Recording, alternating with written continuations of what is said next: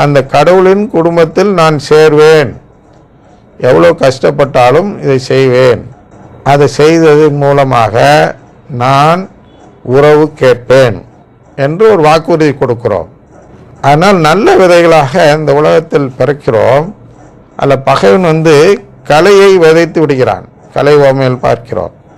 அது மாதிரி சிலர் என்ன செய்கிறார்கள் என்றால், அதை மறந்து கடவுள்கிட்ட கொடுத்த வாக்குறுதியை மறந்து விட்டு என்ன செய்கிறார்கள் என்றால் வேறு விஷயங்களை தேடுகிறார்கள்.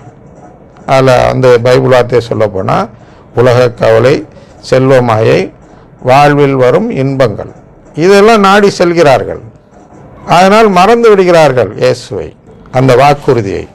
அதனால் இதையெல்லாம் நான் செய்கிறேன், என்ன செய்கிறேன், இதெல்லாம் நான் என்னுடைய கடமையாக அப்பொழுதே ஏற்றுக்கொண்டேன். நான் திருச்சபையில் பணியாளராக சேர்ந்து, ஊதியமில்லாத பணியாளராக சேர்ந்து, என்னுடைய குடும்பங்களெல்லாம் தியாகம் செய்து உங்களுக்காக நான் இந்த பணியை செய்வேன் என்று அங்கே வாக்குறுதி. அதான் கடவுளிட்ட கட்டளை. நமக்கு அந்த கட்டளையை நிறைவேற்றுவேன் என்று ஒத்துக்கிட்டா தான் நம்ம படைப்பார். இல்லை அதெல்லாம் என்னால் முடியாது, நீங்கள் இது கொடுத்தா தான் நான் அதெல்லாம் செய்வேன், இல்லைன்னா நான் ஒரு அருட்பணியாளராக மாற மாட்டேன் அப்படின்னு சொன்னால் அங்கேயே படைச்சிருக்க மாட்டார். அதனால் நம்ம அங்கே வாக்குறுதி கொடுக்குறோம், அதன்படி இங்கே பிறக்கிறோம், அந்த பணியை செய்து முடிக்கிறோம். அதுதான் அந்த உத்தரவு, கமாண்ட் அப்படின்னு அதில் வரும், ஆங்கிலத்தில் வரும். இங்கே நான் படித்து பார்க்கிறேன். தாம், அதாவது என்று சொல்வார் அல்லவா அப்படின்னு இருக்கிறார் அல்லவா, தாம் பணித்ததை செய்ததற்காக அவர் தம் அடிமையிடம் நன்றி கூறுவாரோ? பாருங்க, யாராச்சும் செய்ய செய்ய வேலைக்கு செய்கிறவங்கள, எப்பா நீ தான் சம்பளம் இல்லை அடுத்தடுத்து செய் அப்படின்னு தானே வேலை வாங்குவீங்க. ஐயா தேங்க்ஸ், ரொம்ப நன்றி, அவனுக்கு பாரு சம்பளம் இல்லை அப்படின்னு நம்ம சொல்லுவோமா? இல்லை.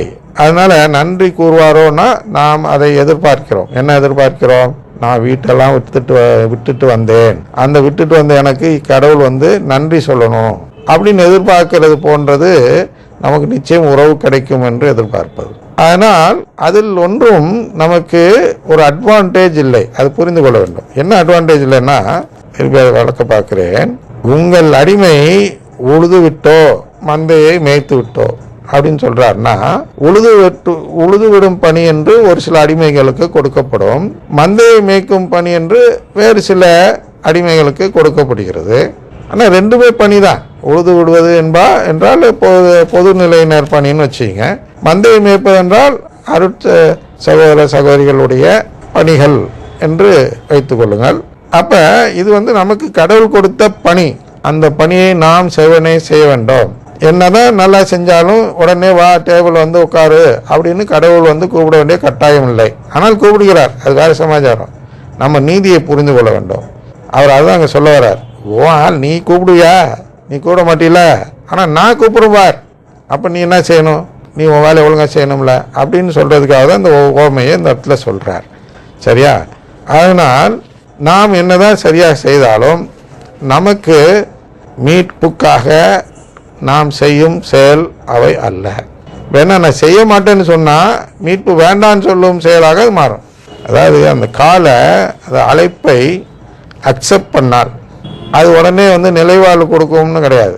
ஆனால் அக்செப்ட் பண்ணலைன்னா, ஒருவேளை பணி செய்ய மாட்டேன் என்று உங்களுக்கு அழைப்பு வந்த பொழுது நீங்கள் கூறியிருந்தால் அப்பொழுதே ஒரு விஷயம் நிச்சயமாகிவிடுகிறது. என்ன என்றால், நான் உறவு கேட்கவில்லை. ஆனால் இப்பொழுது சரி என்று அந்த அழைப்பை ஏற்று வந்த பிறகு அந்த சோதனை தொடர்கிறது. பணியை செய்கிறோமா செய்யலையா, அதாவது பணியை முறையாக செய்கிறோமா செய்யலையா என்பதுதான் அந்த பிரச்சனை.